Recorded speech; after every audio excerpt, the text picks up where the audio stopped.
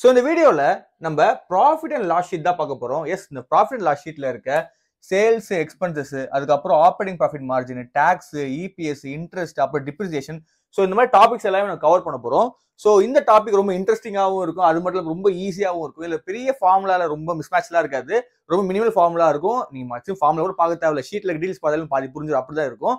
So இந்த video ஆரம்பிக்கிறதுக்கு முன்னாடி சில விஷயங்களை கிளாரிஃபை பண்ண ஆசைப்படுறேன். நம்பர் 1, இந்த வீடியோ கம்ப்ளீட் ஒரு எஜுகேஷன் பர்பஸா இருக்கும். ஸோ இந்த வீடியோ நீங்க பார்த்துட்டு நீங்க ஸ்டாக்கை வாங்கினாலும் சரி, இல்லை வித்தாலும் சரி, இல்லை கன்சிடர் பண்ணாலும் அது முழுக்க முழுக்க உங்களோட பொறுப்பா தான் இருக்கும். ஏன்னா நீங்க கஷ்டப்பட்டு பணம் சம்பாதிக்கிறீங்கல்ல, அதுக்கு நீங்களே உத்தரவாதமா இருக்கணும். ரெண்டாவது, யூடியூப்ல வீடியோ போட்டு பணம் சம்பாதிக்கிற எத்தனையோ பேர் மாதிரி நானும் ஒருத்தன் தான். ஸோ இதே மைண்ட் செட்டோட, இதே மோட்டிவோட வாங்க இந்த வீடியோக்குள்ள போகலாம். ப்ராஃபிட் அண்ட் லாஸ் ஷீட்ல மொத்தமே 11 டாபிக்ஸ் தான் இருக்கு. அதை நீங்க செட்டா இந்த மாதிரி படிச்சீங்க அப்படின்னா ஈஸியா புரிஞ்சிடும். இப்போ நம்ம ரொம்ப பேசிக்கா சொல்லித்தரேன் பாருங்களேன். நீங்க ப்ராஃபிட் அண்ட் லாஸ் ஷீட்ல ஃபர்ஸ்ட் டாபிக் என்ன பாப்பீங்க அப்படின்னா சேல்ஸ் அப்படி பாப்பீங்க.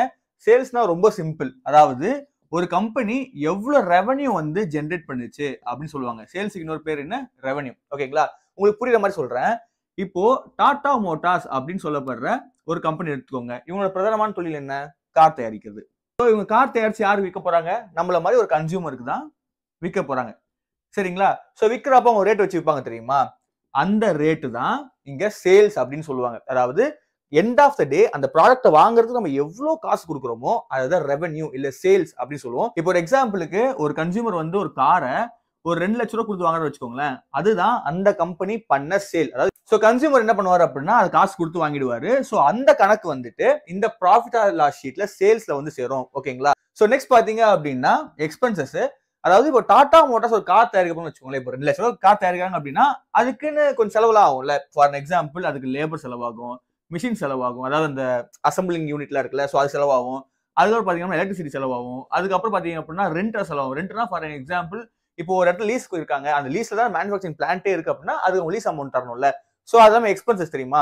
ஸோ இந்த எக்ஸ்பென்சஸ் எல்லாமே இந்த ப்ராஃபிட் அண்ட் லாஸ் ஷீட்ல வரும். இந்த எக்ஸ்பென்சஸ்ன்றது ரொம்ப முக்கியம். நான் எந்த அளவுக்கு முக்கியம் அப்படின்றத இப்போ சொல்லி முடிச்சதுக்கு அப்புறம் இதோட பர்சன்டேஜ்ல சொல்லுவேன், அப்போ பக்காவா வந்து புரிஞ்சிடும். சரிங்களா?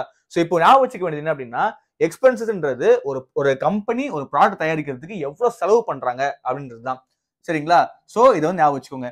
நெக்ஸ்ட் பாத்தீங்க அப்படின்னா ஆப்பரேட்டிங் ப்ராஃபிட். இது வந்து ரொம்ப முக்கியம். கம்பெனி எண்ட் ஆஃப் தி டே எவ்வளவு சேல்ஸ் பண்ணாலும் சரி, இல்லை எவ்வளவு எக்ஸ்பென்ஸ் பண்ணாலும் சரி, நம்மளுக்கு தேவையானது அந்த கம்பெனி பர்டிகுலர் அமௌண்ட்டை போட்டு எவ்வளவு எடுத்தாங்க, அதாவது எவ்வளவு முதல் போட்டு எவ்வளவு பணத்தை அவங்க திருப்பி எடுத்தாங்க அப்படின்றத பார்க்க போறோம். சரிங்களா? ஸோ அதை நம்ம வந்து ஆப்பரேட்டிங் ப்ராஃபிட் அப்படி சொல்லுவோம். ஸோ இந்த கேஸ்ல டாடா மோட்டார்ஸ் வந்துட்டு 10,000 ரூபாய்க்கு கார் விற்கிறாங்கன்னு வச்சுக்கோங்க. நான் சும்மா ஒரு எக்ஸாம்பிளுக்காக சொல்றேன், பெரிய நம்பரா போட்டா கொஞ்சம் கன்ஃபியூஸ் ஆகும். சரிங்களா? ஸோ என்ன பண்றாங்க அப்படின்னா 10,000 ரூபாய்க்கு காரை சேல் பண்றாங்கன்னு வச்சுக்கோங்களேன். அந்த 10,000 ரூபாய்க்கு கார் சேல் பண்றதுக்கான செலவு வந்து ஒரு 4,000 ரூபான்னு வச்சுக்கோங்க. அவங்க வந்துட்டு 10,000 ரூபாய் வந்து ஜென்ரேட் பண்ணிட்டாங்க. அதுக்கு செலவு பண்ண காசு வந்து 4,000 ரூபாய். இது ரெண்டுத்தையும் மைனஸ் பண்ணோம் அப்படின்னா ஆப்பரேட்டிங் ப்ராஃபிட் வந்து நம்மளுக்கு கிடைச்சிடும். ஸோ இப்போ சிம்பிளா சொல்ல போனோம் அப்படின்னா டாடா மோட்டார்ஸ் வந்துட்டு 10,000 ஒரு காரை விற்கிறாங்க. அந்த கார் தயாரிக்கிறதுக்கான செலவு வந்து 4,000 ரூபாய். ஸோ கழிச்சிட்டோம் அப்படின்னா முதல்ல இருந்து நம்ம லாபத்தை கழிச்சிட்டோம்னா நம்மளுக்கு டோட்டலா எவ்வளவு ப்ராஃபிட் அப்படின்றத நம்மளுக்கு தெரிஞ்சிடும். ஸோ இதுதான் வந்துட்டு ஆப்பரேட்டிங் ப்ராஃபிட் அப்படின்னு சொல்லுவாங்க. இதை நல்லா மைண்ட்ல வச்சுக்கோங்க, இது ரொம்ப முக்கியம். சரிங்களா? இப்போ உங்களுக்கு ஆப்பரேட்டிங் ப்ராஃபிட்னா என்ன தெரிஞ்சிச்சு. இப்போ நான் உங்களுக்கு ஆப்பரேட்டிங் ப்ராஃபிட் மார்ஜின் அப்படின்னு சொல்லி தரேன். ப்ராஃபிட் லாஸ் ஷீட்டோட முக்கியமான டாபிக் வந்து இது. ஸோ இது உங்களுக்கு புரியணும்னு சொல்லிட்டு தான் நான் வந்து உங்களுக்கு பேசிக்னு சொல்லி கொடுத்துருக்கேன். அதாவது எக்ஸ்பென்சஸ்னா என்ன, சேல்ஸ்னா என்ன, ஆப்பரேட்டிங் ப்ராஃபிட்னு சொல்லிட்டு. ஸோ அதை ஒரு பேஸா வச்சு இதை பாருங்க, உங்களுக்கு பக்காவா புரிஞ்சிடும். சரிங்களா? ஸோ ஆப்பரேட்டிங் ப்ராஃபிட் மார்ஜின்னா என்னன்னு சொல்லிட்டு நான் உங்களுக்கு ஃபர்ஸ்ட் எக்ஸ்பிளைன் பண்ணிடுறேன். இப்போ டாடா மோட்டார்ஸ் ஒரு கம்பெனி வந்துட்டு ஒரு 10,000 ரூபாய்க்கு நம்ம சேல் பண்ணாங்க அப்படின்றத நம்ம பார்த்தோம். ஓகேங்களா? ஸோ அது செலவானது எவ்வளோ? ஒரு 4,000 ரூபாய். அதாவது அவங்க போட்ட முதல் வந்து ஒரு 4,000 ரூபாய் போட்டிருக்காங்க. ஸோ இப்போ நம்மளுக்கு 6,000 ரூபாய் கிடைச்சிருக்கு. ஓகேங்களா? இதுதான் நம்ம வந்து ஆப்பரேட்டிங் ப்ராஃபிட் அப்படின்னு சொல்றோம். இப்போ இவங்க வந்து எவ்வளவு பர்சன்டேஜ்ல இதை வந்துட்டு ப்ராஃபிட் பண்ணிருக்காங்க அப்படின்னு சொல்றது தான் இந்த ஆப்பரேட்டிங் ப்ராஃபிட் மார்ஜின். இது எந்த அளவுக்கு முக்கியம் அப்படின்னா இப்போ ரொம்ப சிம்பிளா சொல்றேன் பாருங்க. இப்போ 100 ரூபாய் வந்துட்டு ஒருத்தங்க வந்து முதல் போடுறாங்கன்னு வச்சுக்கோங்க. ஓகேங்களா? ஒரு ப்ராடக்ட்டை முதல் போட்டு 110 ரூபாய்க்கு விற்கிறாங்கன்னு வச்சுக்கோங்களேன். இப்போ இதோட ப்ராஃபிட் எவ்வளோ? 10 ரூபாய். ஸோ இப்போ இது பர்சன்டேஜ் கணக்கு பண்ணா எவ்வளவு வரும்? 10%. ஓகேங்களா? ஸோ இப்போ இன்னொருத்தர் சேம் ப்ராடக்ட்டை 200 ரூபாய்க்கு முதல் போட்டிருக்காரு. அவரு 220 ரூபாய்க்கு விற்கிறாரு. இப்போ இதுல வந்து 20 ரூபாய் நிக்குதா? ஸோ இப்போ இதை நம்ம பர்சன்டேஜ்ல கன்வெர்ட் பண்ணா எவ்வளவு வரும்னு நினைக்கிறீங்க? அதே 10% தான் வரும். ஸோ லாபம் வந்துட்டு எவ்வளவு வேணா அவங்க எடுக்கலாம். ஆனா பர்சன்டேஜ் தான் அதோட அக்யூரேட்டான ஒரு வேல்யூ வந்து சொல்லும். அதனால அடிக்கடி சொல்லுவேன், நீங்க ஆன் பேப்பர்ல என்ன பார்த்தாலும் சரி, முக்கியமா இந்த ரெவென்யூ எக்ஸ்பென்சஸ் எல்லாமே பர்சன்டேஜ்ல பார்க்கும்போது தான் உண்மையாலே அவங்க எவ்வளவு ப்ராஃபிட் பண்ணிருக்காங்க அப்படின்றது தெரியும். சரிங்களா? இப்போ உங்களுக்கு இந்த ஆப்பரேட்டிங் ப்ராஃபிட் மார்ஜினோட இம்பார்ட்டன்ஸ் தெரிஞ்சிச்சா? இப்போ இதை கொஞ்சம் கவனமா பாருங்க. நான் சாம்பிளுக்கு கொஞ்சம் வேல்யூஸ் வந்து எடுத்திருக்கேன். இதை நம்ம இப்போ அப்ளை பண்ணோம் அப்படின்னா இது எப்படி ஒர்க் ஆகுது அப்படின்றது உங்களுக்கு தெரிஞ்சிடும். உங்களுக்கு இந்த ஃபார்முலாக்கு தேவையான சேல்ஸ் நம்ம கிட்ட இருக்கு, அதே மாதிரி எக்ஸ்பென்சஸ் நம்ம கிட்ட இருக்கு. ஆனா நம்மளுக்கு இப்போ ஆப்பரேட்டிங் ப்ராஃபிட்ன்றது இல்ல. அதாவது நம்ம இன்னும் ஆப்பரேட்டிங் ப்ராஃபிட் கண்டுபிடிக்கல. சோ நம்ம முன்னவே சொன்ன மாதிரி ஆப்பரேட்டிங் ப்ராஃபிட் எப்படி கண்டுபிடிப்போம்? அதாவது சேல்ஸ் மைனஸ் எக்ஸ்பென்சஸ். ஓகேங்களா? இப்போ சேல் எவ்வளவு ஆயிருக்கு? 5 லட்சம் ரூபாய்க்கு ஆயிருக்கு. சோ எக்ஸ்பென்சஸ் எவ்வளவு ஆயிருக்கு? 3,50,000 ரூபாய்க்கு ஆயிருக்கு. சோ உங்க டோட்டலா 1,50,000 ரூபாவா ஆப்பரேட்டிங் ப்ராஃபிட் அதாவது ஓபியா வந்து கிடைச்சிருக்கு. சோ இப்போ அப்படியே தூக்கி இந்த ஃபார்முலால போடலாமா? ரொம்ப சிம்பிள். இப்போ நம்ம என்ன பண்ண போறோம் அப்படின்னா 1,50,000 ரூபாவை இங்க போட்டு நெக்ஸ்ட் சேல்ஸ்ல இருக்க 5 லட்சம் ரூபாய் தூக்கி இங்க போட போறோம். ஓகேங்களா? இதை பர்சன்டேஜ்ல கன்வெர்ட் பண்ண போறதுனால 100 தூக்கி இங்க போட்டுக்கிறோம். சோ இப்போ எவ்வளவு வரும்? 30%. சோ இப்போ ஃபார் அன் எக்ஸாம்பிள், இப்போ டாடா மோட்டார்ஸ் வந்து 5 லட்சம் ரூபாய்க்கு மொத்த சேல், அதாவது காரை மொத்தமா 5 லட்சம் சேல் பண்ணியிருந்தாங்க அப்படின்னா அதுக்கு அவங்களுக்கு போட்ட முதல் வந்து 3,50,000 ரூபாய், அவங்களுக்கு கிடைச்ச ப்ராஃபிட் வந்துட்டு 1,50,000 ரூபாய். அது எந்த அளவுக்கு பர்சன்டேஜ்? அதாவது 30%. சோ அவங்க ஒரு ப்ராடக்டையுமே 30% மார்ஜின்ல விற்கிறாங்க. இது ஒரு மல்லிகை கடைக்காரர் கூட இந்த கணக்கு தான் போடுவார். சரிங்களா? நீங்க ஒரு பேனா கடைக்காரர்கிட்டயோ இல்ல பேப்பர் கடைக்காரர்கிட்ட போய் கேட்டீங்க அப்படின்னா நீங்க எவ்வளவு மார்ஜின்ல விப்பீங்க அப்படின்னு பாத்தீங்கன்னா 5ல இருந்து 10% சொல்லுவாங்க. ஓகேங்களா? சோ அதுதான் ஆப்பரேட்டிங் ப்ராஃபிட் மார்ஜின். பேர்ல இருக்க மாதிரி ஆப்பரேட்டிங் ப்ராஃபிட் மார்ஜின்ன்றது அந்த கம்பெனியோட பிரதான தொழில இருந்து எவ்வளவு நம்மளுக்கு கிடைச்சிருக்கு அப்படின்றது தான். சோ இந்த கேஸ்ல 30% கிடைச்சிருக்கு. சோ இப்போ இந்த வருஷத்துல டாடா மோட்டார்ஸோட சேல் வந்து 30%. ஓகே, 30%ன்றது நல்ல சேல்னு கேட்டீங்க அப்படின்னா 15%க்கு மேலே நல்ல சேல் தான். சோ இது என்னோட பர்சனல் கருத்து தான். ஒரு செக்டாருக்கு ஏற்ற மாதிரி வரும். இது ஒரு ஆட்டோமொபைல் செக்டார், முதலும் ரொம்ப ஜாஸ்தியா இருக்கும். சோ இப்படி கம்பேர் பண்றப்போ 30%ன்றது ஒரு நல்ல ப்ராஃபிட்டே கூட. இப்போ நெக்ஸ்ட் டாபிக்கான அதர் இன்கம் இன்ட்ரெஸ்டையும் பார்த்துடலாம்.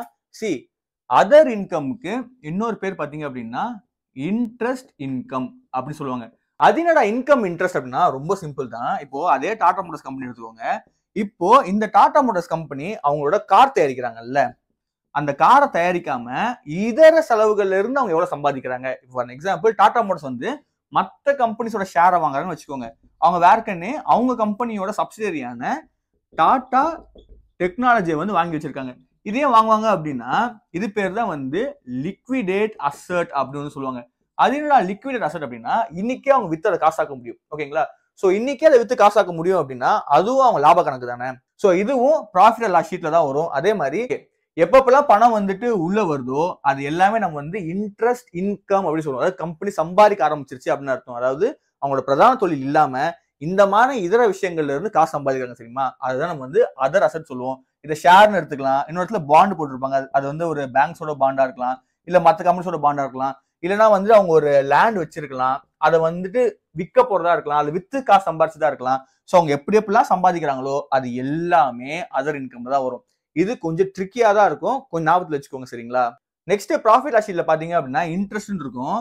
பாத்துக்கோங்க, அதர் இன்கம்ன்றது இன்ட்ரெஸ்ட் இன்கம். ஓகேங்களா? நார்மலா இன்ட்ரெஸ்ட் சொல்லிட்டு ப்ராஃபிட் அண்ட் லாஸ் ஷீட்ல பாத்தீங்க அப்படின்னா இது பேரு இன்ட்ரெஸ்ட் எக்ஸ்பென்ஸ்.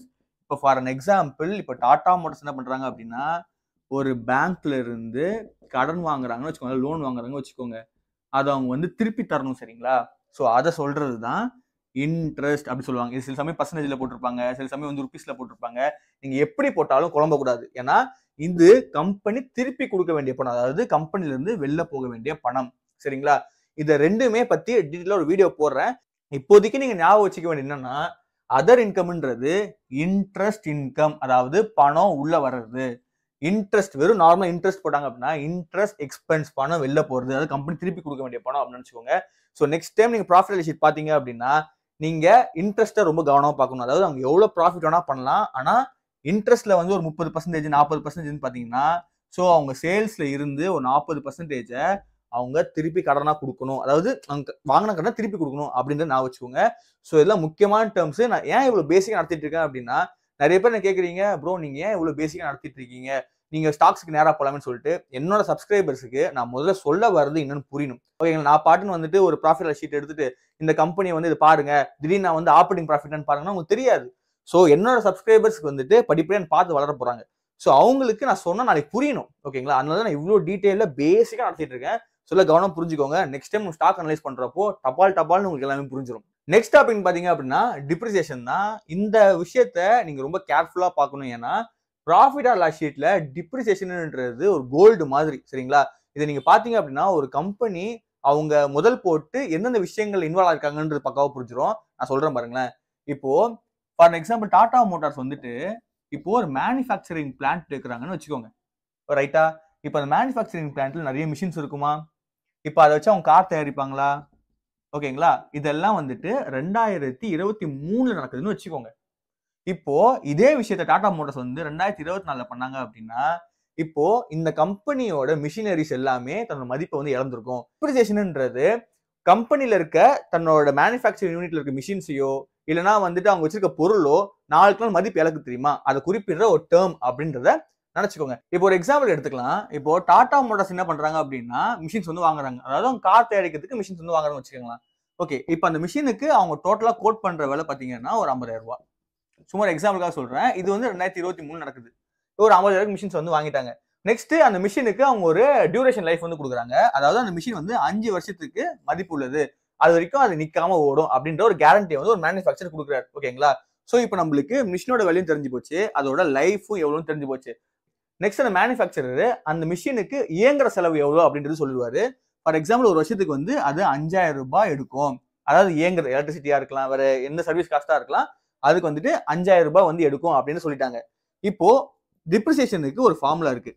டிப்ரிசியேஷன் ஃபார்முலா பாத்தீங்க அப்படின்னா அந்த மிஷினோட செலவு, அதாவது மிஷின் எக்ஸ்பென்சஸையும் ஆர் வேல்யூ அப்படின்னு சொல்லுவாங்க.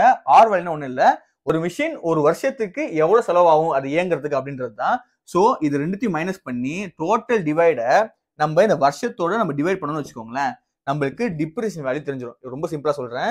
டிப்ரிசியேஷன் கண்டுபிடிக்க ஒரு ஃபார்முலா இருக்கு. அது என்னன்னா நீங்க ஒரு மிஷினோட எக்ஸ்பென்சஸோட அதோட ஆர் வேல்யூ மைனஸ் பண்ணிட்டு அதுக்கப்புறம் கொடுத்துருக்க வருஷம் டிவைட் பண்ணீங்க அப்படின்னா ஒரு வருஷத்துக்கு அந்த கம்பெனி எந்த அளவுக்கு மதிப்பு வந்து இழக்குது அப்படின்றத தெரிஞ்சுக்கலாம்.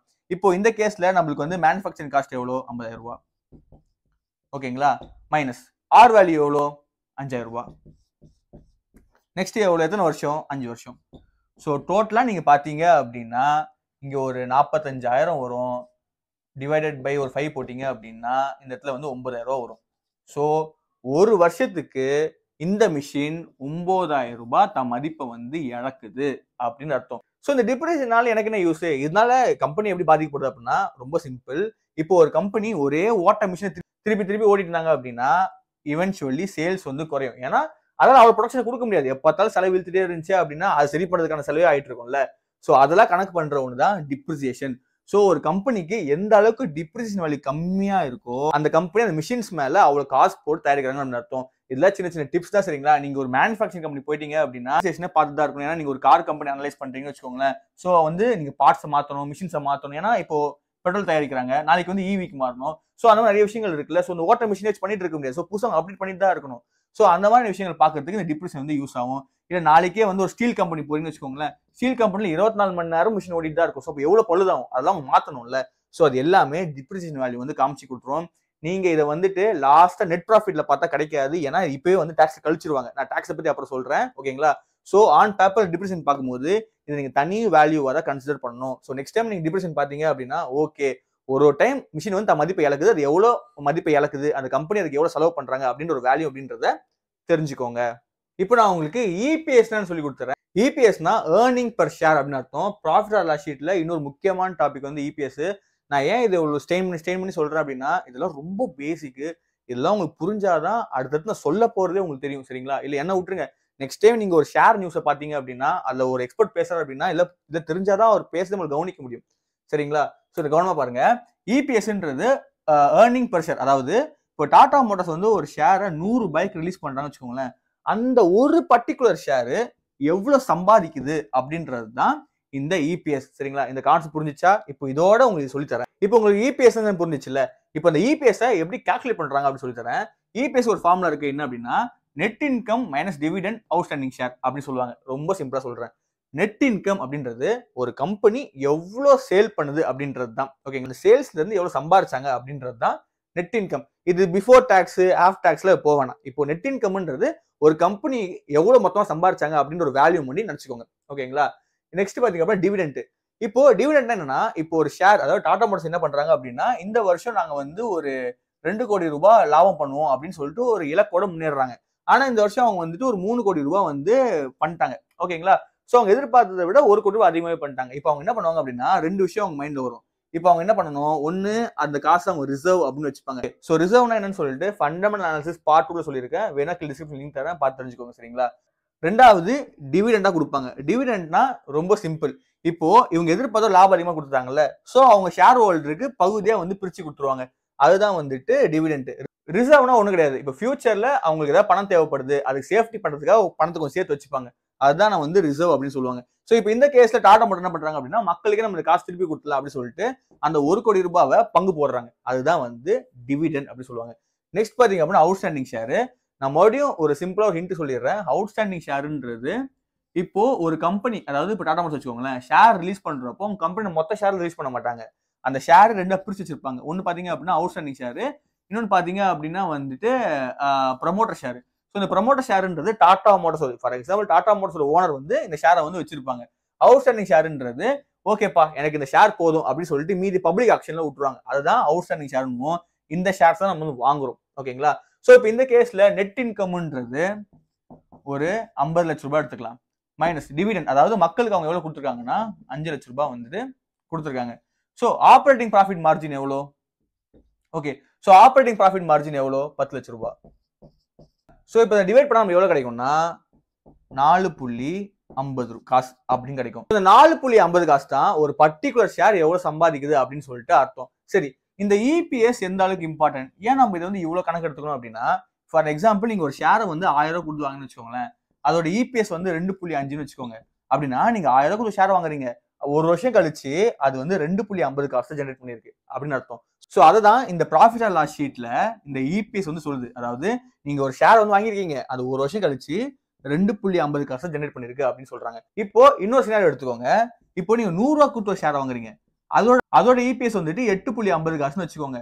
சோ இப்போ எண்ட் ஆஃப் த டே, அதாவது எண்ட் ஆஃப் த இயர் வந்துட்டு 8.50 காசு வந்து சம்பாதிச்சிருக்கு. சோ இப்போ நீங்க இந்த ஷேர் வாங்குவீங்களா, இந்த ஷேர் வாங்குவீங்களா? இப்போ ஆப்வியஸ்லி இந்த ஷேர் தான் வாங்குவீங்க, ஏன்னா இது நமக்கு அதிகமா ஜெனரேட் பண்ணி கொடுத்துருக்கு. சோ இந்த மாதிரி வேல்யூபிளான இன்ஃபர்மேஷனை தான் ஒரு இன்வெஸ்டர், அதாவது நம்மள மாதிரி இன்வெஸ்டருக்கு இந்த இபிஎஸ் அப்படின்னு சொல்லப்படுற இந்த ஏர்னிங் பர் ஷேர் வந்து கொடுக்குது. சோ தயவு செஞ்சு நெக்ஸ்ட் டைம் கண்ண மூட ஷேர் வாங்காம இதெல்லாம் கொஞ்சம் பார்த்து வாங்க. நெக்ஸ்ட் ப்ராஃபிட் லாஸ் ஷீட்டோட லாஸ்ட் டாபிக்கான profit before tax, tax, net profit. இது வந்து பார்க்கும்போது எல்லாம் வந்து குழப்பமா இருக்கும், ஆனா ரொம்ப சிம்பிள் தாங்க. இங்க பாருங்க, ப்ராஃபிட் பிஃபோர் டாக்ஸ் அப்படின்னா இப்போ ஒரு கம்பெனி டாக்ஸ், அதாவது கவர்மெண்ட்டுக்கு எந்த விதமான டாக்ஸ் கட்டுறதுக்கு முன்னாடி அவங்க எவ்வளவு சேல் பண்ணிருப்பாங்களோ அந்த வேல்யூ தான். இப்போ டாடா மோட்டார்ஸ் வந்துட்டு கார் தயாரிக்கிறாங்கல்ல, அதுல அவங்க வருஷத்துல இப்போ ஒரு 10,000 சம்பாதிச்சேன்னு வச்சுக்கோங்க. இப்போ அவங்க கவர்மெண்ட் டாக்ஸ் கட்ட போறாங்க. எவ்வளவு கட்ட போறாங்கன்னா ஒரு 10% கட்ட போறாங்க. சோ 10,000 10% எவ்வளவு? 1000 ரூபாய். ஓகேங்களா? சோ இப்போ என்ன பண்றோம்னா இந்த 1000 ரூபாய் கழிச்சிடுறோம். கழிச்சதுக்கு அப்புறம் எவ்வளவு கிடைக்கும்? 9,000 ரூபாய். சோ இதான் net profit.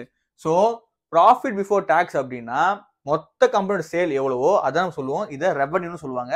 So total ரெவன்யூவோட government எவ்வளவு டாக்ஸ் கொடுக்குறாங்க, அதாவது டாக்ஸ் எவ்வளவு கழிக்கிறாங்க. ஏன்னா ஒரு கம்பெனினா லீகலா இருக்கணும். சோ லீகலா இருக்கணும் அப்படின்னா அவங்க கவர்மெண்ட் தேவையான டாக்ஸ் கட்டணும். சரிங்களா? சோ அந்த டாக்ஸ் எல்லாம் கழிச்சுட்டு நமக்கு எவ்வளவு பணம் வருதோ அதான் நெட் ப்ராஃபிட் அப்படி சொல்லுவோம். சோ நெக்ஸ்ட் டைம் நீங்க பேலன்ஸ் ஷீட்ல பார்க்க வேண்டியது என்ன அப்படின்னா, எவ்வளவுதான் அவங்க வந்து ப்ராஃபிட் பண்ணியிருந்தாலும் இல்ல சேல் ரெவன்யூ என்ன வேணா பண்ணியிருந்தாலும் கடைசியில் நெட் ப்ராஃபிட் நம்ம கையில எவ்வளவு நிக்குது அப்படின்னு பாருங்க. இது ஏன் அப்படி சொல்றாங்க அப்படின்னா, செக்டார் இது மாறும். இப்போ டாடா மோட்டார்ஸ்ன்றது ஒரு கார் செக்டார், ஒரு ஆட்டோமொபைல் செக்டார். இப்போ இதுவே நீங்க வந்து ஒரு ஸ்டீல் செக்டார் எடுத்துட்டீங்க அப்படின்னா அதுக்கு ஜிஎஸ்டியோ இல்ல டாக்ஸோ வந்து மாறும். சோ அப்போ இதோட அளவு வந்து மாறும். இப்போ ஃபார் எக்ஸாம்பிள் இப்படி எடுத்துப்போமே, இப்போ ஒரு கம்பெனியோட சேல் வந்து 10,000 ரூபாய், இப்போ அவங்க டாக்ஸே வந்து ஒரு 25% எடுக்கணும் அப்படின்னா கிட்டத்தட்ட இங்க 7,500 ரூபாய் தான் நம்மளுக்கு நெட் ப்ராஃபிட்டே வருது. ஓகேங்களா? சோ இந்த மாதிரியான விஷயங்களை தவிர்க்கணும் அப்படின்னா இந்த மாதிரியான சில டேர்ம்ஸ் எல்லாம் நீங்க வந்து கத்துக்கிட்டு தான் ஆகணும். சோ ப்ராஃபிட் லாஸ் ஷீட்ன்றது எவ்வளவு முக்கியம் அப்படின்னா, எண்ட் ஆஃப் த டே ஒரு இன்வெஸ்டர் ஷேர் வாங்குறாருல, அவர் கையில எவ்வளவுதான் காசு மிஞ்சும் ப்ராஃபிட் ஆர் லாஸ் ஷீட் வந்து சொல்லுது. சோ அதனால நிறைய ப்ரொஃபஷனல் இன்வெஸ்டர்ஸ் வந்து சொல்லுவாங்க ப்ராஃபிட் ஆர் லாஸ் ஷீட் வந்து பாருங்க, அதுக்கப்புறம் பேலன்ஸ் ஷீட் வந்து பாருங்க. ஏன்னா இதுல ரொம்ப முக்கியம். ஏன்னா கம்பெனியோட பைடரை வந்து கொடுக்குது. அது கம்பெனியோட பைடர் மட்டும் கிடையாது, நம்மளுக்கு எவ்வளவு வருது, ஏன்னா நம்ம எண்ட் ஆஃப் த காசு கொடுக்குறோம். சோ நம்மளுக்கு எவ்வளவு கிடைக்குது எல்லாமே இதான் வந்து பார்த்து சொல்லும். சரிங்களா?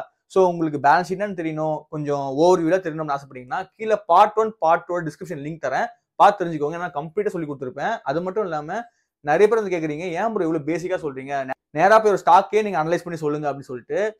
இது அந்த மாதிரி பண்ண முடியாது. ஏன்னா என்னோட சப்ஸ்கிரைபர்ஸ் வந்து நான் எப்படி மூவ் பண்ணணும்னு ஆசைப்படுறேன் அப்படின்னா, இப்போ நான் ஒரு பிகினர். ஸோ நான் க்ரோ ஆகிறப்போ என்ன கத்துக்கிறேனோ அது எல்லாமே கத்துக்கணும்னு ஆசைப்படுவேன். ஸோ இப்படி கத்துட்டீங்க அப்படின்னா, ஸோ இந்த மாதிரி பேசிக்கலா கத்துக்கிட்டீங்க அப்படின்னா, நாளைக்கு நான் ஏதாவது ஒரு டேர்ம் சொன்னேன் அப்படின்னா என் சப்ஸ்கிரைபருக்கு அது புரியும். இப்போ நான் எடுத்தோன்னே ஒரு NTPC ஸ்டாக்ல இதுதான் ஆப்பரேட்டிங் மார்ஜின் அப்படி சொன்னா என்ன புரியும்? அதுக்கப்புறம் வீடியோ போட்டு பாக்குறத விட நீங்க இப்பவே கத்துட்டீங்க அப்படின்னா நாளைக்கு டவுட் வந்துச்சு அப்படின்னா இங்க வருவீங்க, இங்க தான் வருவீங்க. அது மாதிரி ஒரு கைப்பட வீடியோ பார்க்கறது ரொம்ப நல்லது. ஏன்னா இப்போ நான் ஒரு சொல்ல வழக்கு யூஸ் பண்ணுவேன். ஃபார் எக்ஸாம்பிள் இப்போ நான் வந்து ஒரு பேலன்ஸ் ஷீட்ல வந்துட்டு புக் வேல்யூக்கு ட்ரூ வேல்யூன்ற வேர்ட் யூஸ் பண்ணுவேன். ஸோ நீங்க குழம்பாம நீங்க என் வீடியோ எப்படி பார்த்தாலும் ட்ரூ வேல்யூனா நீங்க புக் வேல்யூ அப்படின்னு சொல்லி அசியூம் பண்ணிப்பீங்க. ஓகேங்களா? ஸோ இந்த மாதிரி விஷயங்கள்லாம் கொஞ்சம் நல்லா இருக்கும் பேசிக் தெரிஞ்சுட்டாங்க அப்படின்னா. ஸோ நான் என்ன பண்ண போறேன் அப்படின்னா, இப்போ நான் இந்த வீடியோ 2024 ரெக்கார்ட் பண்ணிட்டு இருக்கேன் டிசம்பர் மாசம். நான் இந்த டிசம்பர் முடிற வரைக்கும் கம்ப்ளீட் பேசிக். நான் இது முடிச்சதுக்கு அப்புறம் கேண்டில் சொல்லி தரலாம் ஒரு ஐடியால இருக்கேன். ஸோ அதெல்லாம் முடிச்சுட்டு ஓரளவுக்கு நான் முடிச்சிட்டேன் அப்படின்னா நெக்ஸ்ட் நம்ம ஸ்டாக் டேட்டா அனலைஸ் பண்ண ஆரம்பிச்சிடலாம். ஆனா பிரிட்டி ஷூரா சொல்றேன், நானும் ஒரு பிகினர் அப்படின்ற ஒரு மைண்ட் செட்லயே சொல்றேன். இதெல்லாம் கத்துக்கிட்டதுக்கு அப்புறம் நான் ஷேரை பார்க்குற கண்ணோட்டமே மாறி போச்சு. ஸோ இதை தெரிஞ்சுக்கிட்டீங்க அப்படின்னா நீங்களும் வேற லெவல் ஸ்டாக்கை பார்க்கலாம். ஓகேங்களா? ஸோ இந்த வீடியோட எண்டுக்கு வந்துட்டோம். இந்த வீடியோ உங்களுக்கு பிடிச்சுன்னு நினைக்கிறேன். பிடிச்சாம சப்ஸ்கிரைப் பண்ணிக்கோங்க. ஏன்னா நிறைய பேர் என்னென்ன கண்டகரமா சேனல் சப்ஸ்கிரைப் பண்ணி பார்த்துட்டு இருக்கீங்க. இது கொஞ்சம் வெல்த் கிரியேஷன், கொஞ்சம் உருப்புற சேனல். கொஞ்சம் பார்த்து செய்யுங்கப்பா சப்ஸ்கிரைப் பண்ணி தொட்டு. அதுக்கப்புறம் உங்க ஃப்ரெண்டு கொஞ்சம் ஷேர் பண்ணி விடுங்க. அவர் கொஞ்சம் உருப்பட்டும். இல்ல ப்ரோ நான் இன்னும் கொஞ்சம் சப்போர்ட் பண்ண ஆசைப்படுறீங்க அப்படின்னா இந்த சப்ஸ்கிரைப் பட்டன் பக்கத்துல லைக் இருக்கு தெரியுமா? அதை பிரஸ் பண்ணிக்கோங்க. இல்ல ப்ரோ நான் இன்னும் கொஞ்சம் சப்போர்ட் பண்ண ஆசைப்படுறீங்கன்னா அது பக்கத்துல தேங்க்ஸ்னு ஒரு பட்டன் இருக்கும். பிரஸ் பண்ணிட்டீங்கன்னா எனக்கு ₹40 இருந்து ₹100 எவ்வளவு வேணா டொனேட் பண்ணலாம். ஓகேங்களா? ஏன்னா நம்மளுக்கு இந்த பழக்கம் கிடையாது. பாதி வீடியோ இங்க போட்டு மீதி வீடியோ கீழே கோர்ஸ் இருக்கு. அந்த லிங்க் நீங்க பிரஸ் பண்ணிக்கோங்க. அது காசு கட்டணம் தான் பார்க்கணும் அப்படின்னு சொல்லிட்டு அந்த மாதிரிலாம் இல்ல. எனக்கு தெரிஞ்சதை நான் சோஷியல் மீடியாவில் சொல்லி தரேன். யூடியூப்ல இருந்து காசு கிடைக்குது. அவ்வளவுதான். ரொம்ப சிம்பிள். ஓகேங்களா? ஸோ இந்த மாதிரி இன்ட்ரெஸ்டிங்கான டாபிக்கோட நெக்ஸ்ட் வீடியோ. Bye bye.